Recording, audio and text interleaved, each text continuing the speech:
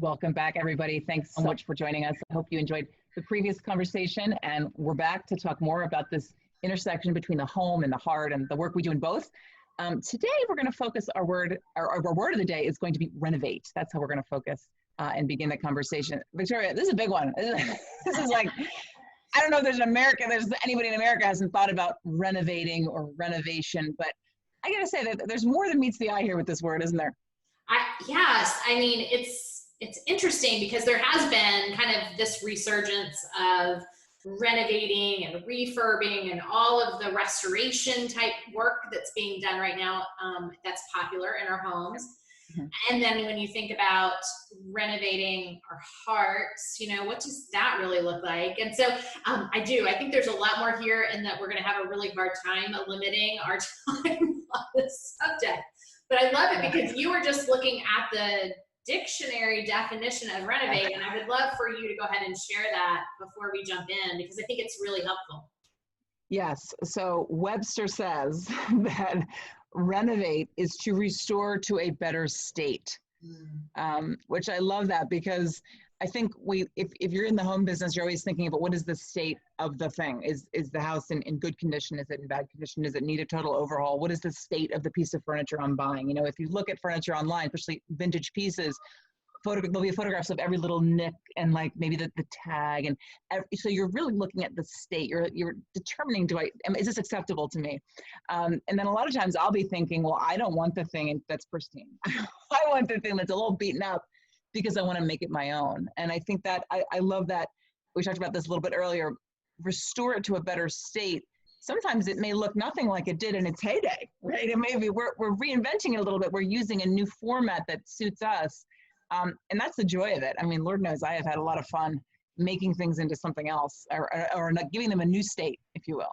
No, I think that's one of your unique gifts and talents is finding ways to take things that exist and making them better, because you renovate them. You renovate either a space and make it better, or you take an item and renovate it, because you love the thrifting game. I do.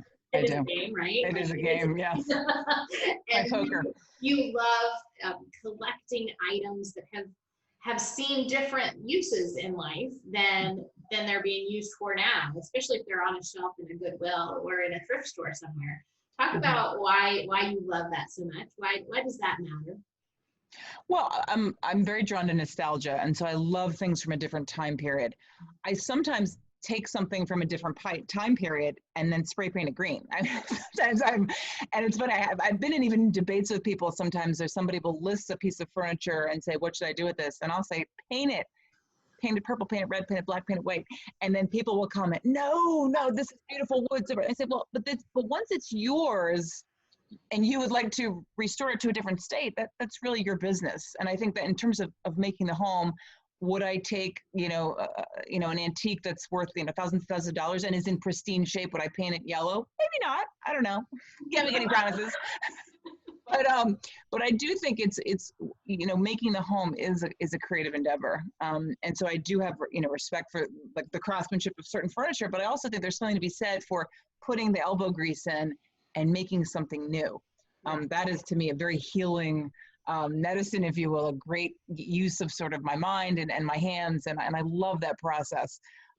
So I'm pro paint. I don't know. I'm on team paint.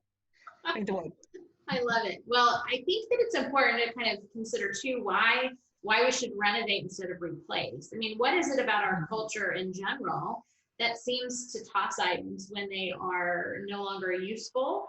It seems like it's easier to replace than it is to, and as you just mentioned, the renovation means work, right? It means putting in time and effort and elbow grease and some paint, like you said. So why is replacing easier than renovating? Well, this has been on my mind and heart for a while, because I've been thinking about, in the context of furniture and even in real estate, that we have a little bit of a throwaway culture. I mean, first of all, furniture is getting less expensive, not more expensive. It's getting less expensively produced, less expensive materials, even more locally less expensive materials. And there's a lot of assemble it yourself furniture and so forth. So it's inexpensive to buy new, with very little elbow grease, if you will. And I think that unless you're buying something from IKEA and you have the instructions, then you need to put it together.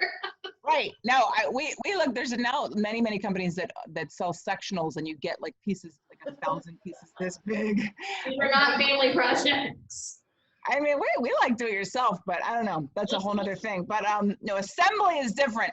But no, I think that first of all, things if something has made it to the thrift store or Goodwill or the estate sale and so forth, maybe, I think that first of all, it has a story. It's got some miles on it. But if it's made it and it's intact, you can guess that the quality is there, right? Like Kia stuff's not gonna be in an estate sale like 100 years. Or 50 even. I mean, it's not a good chance of that. So I think there's something that has legacy or it has time under it, it's well made.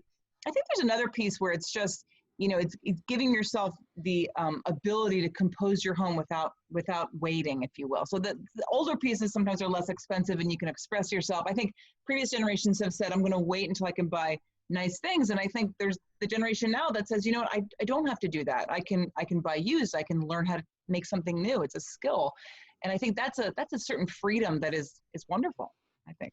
I love what you brought up too about, the whole process of renovation. Also, we look at the work it takes inside of us sometimes, because we don't arrive perfectly on the earth. We don't live our lives perfectly along the way. And there are times that stretch us and mold us. We don't arrive in our 40s the same thinkers that we were in our 20s. And so there's some renovation that goes on inside of us as well. And I love the idea of there still being value and that experience, that history still being important, the story still being important in our lives as well. And yet there still needs to be this renovation process. And that's exactly what I see the Lord does in our hearts. He is renovating us into his image, right? Because we are not anything like him on a regular daily basis. Sinful. We think things that we shouldn't think. We do things we shouldn't do. And yet he is constantly working in us, as believers. He is constantly at work. And so I think that whole renovation idea inside of us as well is valuable. Yes. I mean, I love that. I mean, it's still valuable. I hope so.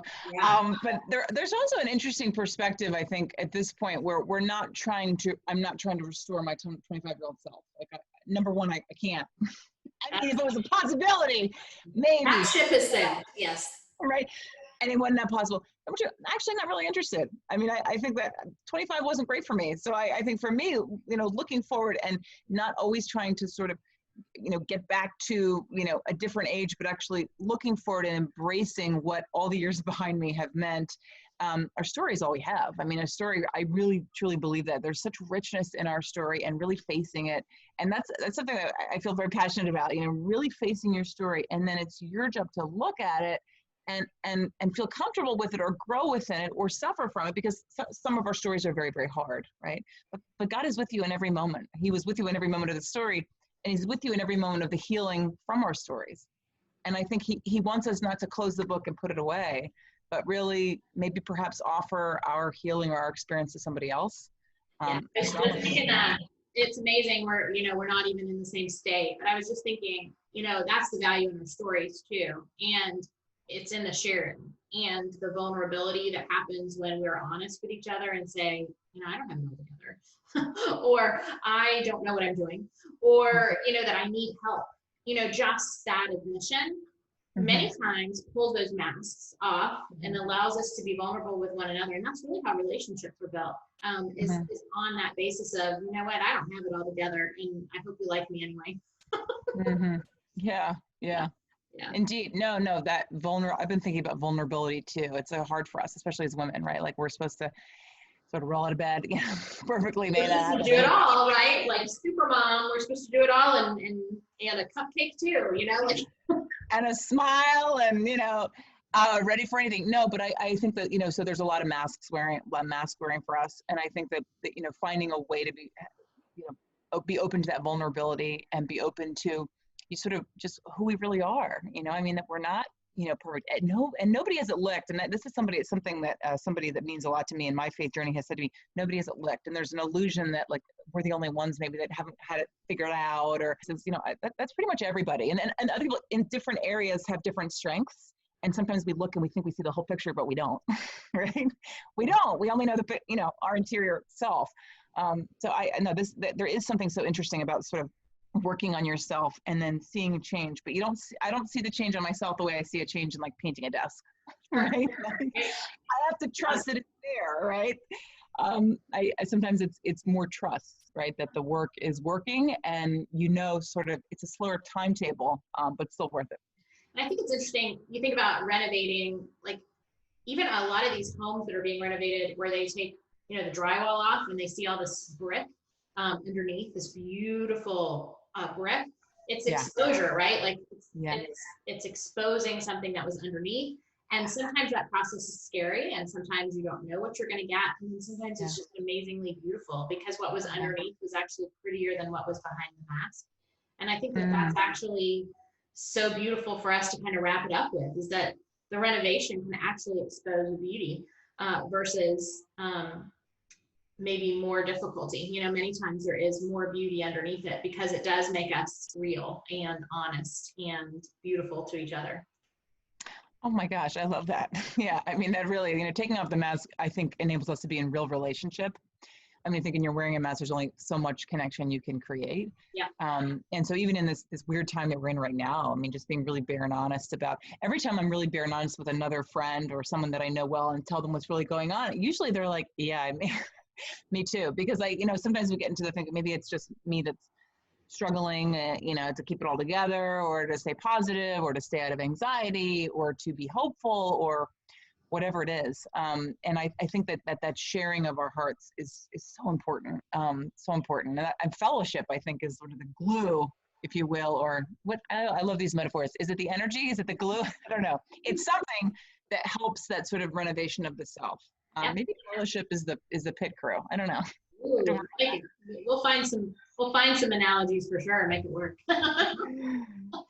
Well, Paige, it's been awesome, just connecting again today, chatting a little bit about renovation and being renovated and what that looks like for pieces of furniture, for our homes, and again, for our hearts, and the whole idea of behind what we wanted to talk about, being revived and renovated, and why this exists, because we want you to kind of get a peek in these conversations too.